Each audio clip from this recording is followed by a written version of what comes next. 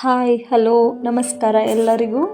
ಎಲ್ಲರೂ ಹೇಗಿದ್ದೀರಾ? ಎಲ್ಲರೂ ಚೆನ್ನಾಗಿದ್ದೀರಂತ ಭಾವಿಸ್ತಾ ಇವತ್ತು ಸಂಜೆಯಿಂದ ಒಂದು ಶಾರ್ಟ್ ವಿಡಿಯೋವನ್ನು ಸ್ಟಾರ್ಟ್ ಮಾಡ್ತಾ ಇದ್ದೀನಿ. ನಾನು ನನ್ನ ಫ್ಯಾಮ್ಲಿ ಬಂದು ಇವತ್ತು ಡಿಮಾರ್ಟ್ಗೆ ಹೋಗಿದ್ವಿ.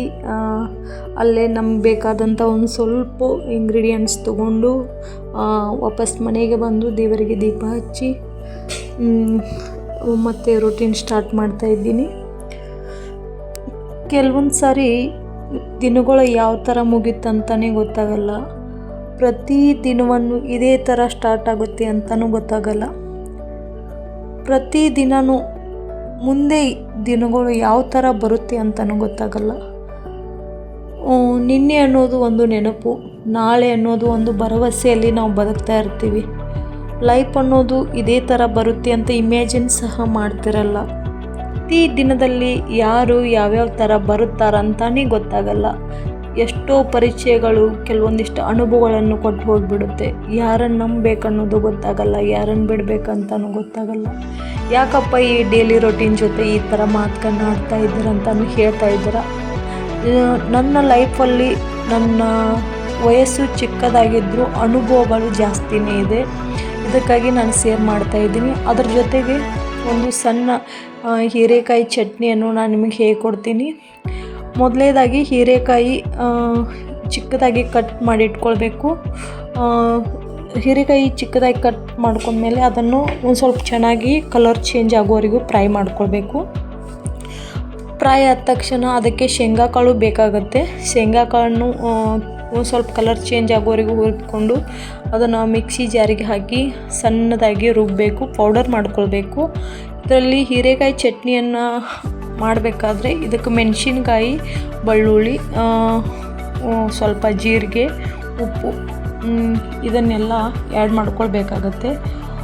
ಮೊದಲನೇದಾಗಿ ಶೇಂಗಾ ಪೌಡರನ್ನು ಮಿಕ್ಸರ್ಗೆ ಹಾಕ್ಕೊಂಡು ಪೌಡರ್ ಮಾಡ್ಕೊಳ್ಬೇಕು.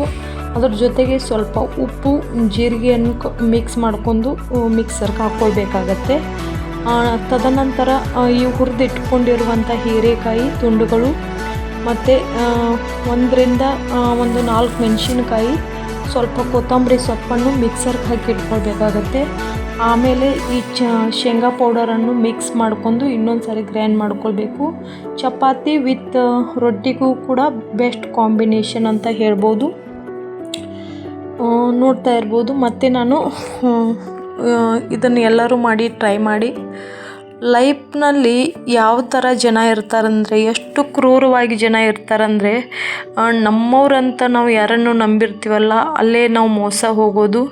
ಇಲ್ಲಿ ಆಲ್ಮೋಸ್ಟ್ ನಾವು ಬಂದಿರೋದು ಸಿಂಗಲ್ ಆಗಿ ಹೋಗಬೇಕಾಗತ್ತೆ. ಜೀವನದಲ್ಲಿ ಯಾವ್ಯಾವ ಥರ ಜನ ಬರ್ತಾರಂತ ಇಮ್ಯಾಜಿನ್ ಸಹ ಮಾಡೋಕ್ಕಾಗಲ್ಲ. ನಮ್ಮವರೇ ಅಂತ ಅಂದ್ಕೊಂಡವರೇ ನಮಗೆ ಒಂದು ದಿನ ಕೆಟ್ಟದಾಗಿ ನಮ್ಮ ಲೈಫ್ನಲ್ಲಿ. ಆದಷ್ಟು ಯಾರನ್ನಾದರೂ ನಂಬೋಕ್ಕಿಂತ ಮುಂಚೆ ಒಂದು ಸಾರಿ ವಿಚಾರ ಮಾಡಿ ಅವರು ಯಾವ ಥರ ಇದ್ದಾರೆ. ಅವ್ರು ನಮ್ಮೋರು ಇದ್ದರೂ ಕೂಡ ಒಂದು ನಂಬಿಕೆ ಪ್ರಶ್ನೆ ಬಂದಾಗ ಎಷ್ಟರ ಮಟ್ಟಿಗೆ ನಂಬಬೇಕು ಅಷ್ಟರ ಮಟ್ಟಿಗೆ. ನಮ್ಮನ್ನು ಮರೆತು ಅವರೇ ನಮ್ಮ ಪ್ರಪಂಚ ಅನ್ನೋ ಥರ ನಾವು ನಂಬಬಾರ್ದು. ಎಷ್ಟು ಕ್ರೂರ ಜನ ಅದಾರಂದರೆ, ದುಡ್ಡಿಗೋಸ್ಕರ ಸಂಬಂಧವನ್ನು ಕಳೆದುಕೊಳ್ಳಲು ಹಿಂಜರಿಯುವಷ್ಟು ಜನ ಈಗ ಮುಂದುವರೆದಿದ್ದಾರೆ. ಈಗಿನ ಟೆಕ್ನಾಲಜಿ ಹೇಳಬೇಕಂದ್ರೆ, ಒಂದು ವಿಚಾರವಾಗಿ ಹೇಳಬೇಕಂದ್ರೆ, ಒಬ್ಬ ವ್ಯಕ್ತಿ ಬೇಕಾಗಿದ್ದಾನಂದ್ರೆ ಅವ ಅಂದಿರುವಂಥ ನಮಗೆ ಆ ವ್ಯಕ್ತಿನೇ ಇಂಪಾರ್ಟೆಂಟ್ ಇದ್ದಾನಂದರೆ ಅವ್ರು ಅಂದಿರುವಂಥ ಮಾತುಗಳನ್ನ ನಾವು ಮರಿಬೇಕಾಗತ್ತೆ. ಇಲ್ಲಪ್ಪ ನನಗೆ ಆ ವ್ಯಕ್ತಿ ಇಂಪಾರ್ಟೆಂಟ್ ಇಲ್ಲ, ನನಗೆ ಅವರಿಂದ ಸಿಗುವಂಥ ಕೆಲವೊಂದಿಷ್ಟು ದುಡ್ಡಾಗಿರ್ಬೋದು, ನಮ್ಗೆ ಅವೇ ಇಂಪಾರ್ಟೆಂಟ್ ಇದ್ದಾವಂದರೆ ಆ ವ್ಯಕ್ತಿನ ಮರೆತು ಬಿಡಬೇಕಾಗತ್ತೆ. ದುಡ್ಡನ್ನು ಯಾವ ರೀತಿ ಬೇಕಾದರೂ ನಾವು ಸಂಪಾದನೆ ಮಾಡಬಹುದು.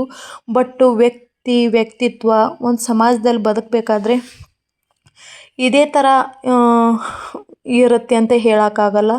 ಈಗ ದುಡ್ಡು ಬಳಸಬೇಕಂದ್ರೆ ಯಾವ ಥರ ಬೇಕಾದರೂ ಖರ್ಚಾಗಿ ಹೋಗುತ್ತೆ. ಒಂದು ದುಡ್ಡು ಹುಟ್ಟಿಸ್ಬೇಕಂದ್ರೆ ಸಾಕಷ್ಟು ದಾರಿಗಳು ನಮಗೆ ಸಿಗುತ್ತೆ ದುಡ್ಡು ಹುಟ್ಟಿಸಲು. ಆದರೆ ಒಬ್ಬ ವ್ಯಕ್ತಿ ಒಂದು ಸಾರಿ ನಾವು ಕಳ್ಕೊಂಡ್ಮೇಲೆ ಅವ್ರಿಂತ ನಾವು ಒಂದು ನಂಬಿಕೆ ಕಳ್ಕೊಂಡ್ಮೇಲೆ ಯಾವತ್ತೂ ಆ ನಂಬಿಕೆ ಪುನಃ ಬರಲ್ಲ. ನಂಬಿಕೆ ದೇವರಂತ ನಾನು ನಂಬಿದ್ದೀನಿ. ಪ್ಲೀಸ್ ಎಲ್ಲರೂ ಸಬ್ಸ್ಕ್ರೈಬ್ ಮಾಡಿ, ನನ್ನ ಚಾನಲ್ಗೆ ಸಪೋರ್ಟ್ ಮಾಡಿ. Thank you all, love you, bye, good night.